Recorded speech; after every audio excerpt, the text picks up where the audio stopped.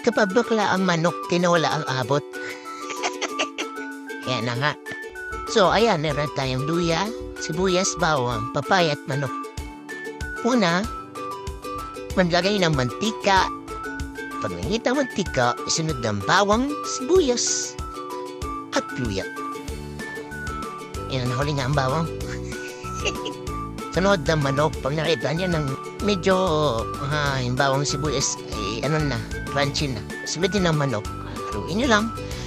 Tapos niyong haluin niyo lang ng haluin. Yan.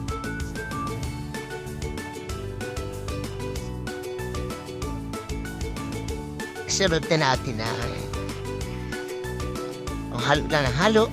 Sige ka, halo. Takpan natin, tayo natin ng 1 minuto, tapos buksan na natin, haluin ulit natin ang haluin. Yan, sunod na natin, tubig. Isang dalong tubig, lang.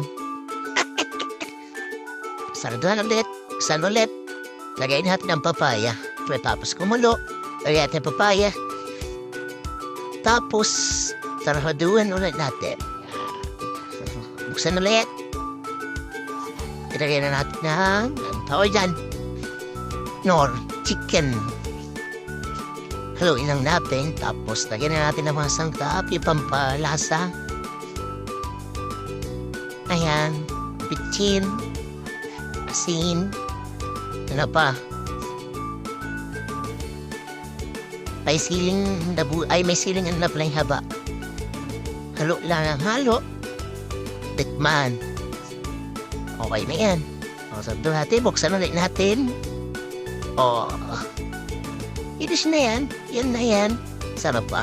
Yan ang yan ang tinatawag na tinolang tandang na manok na pabakla-bakla.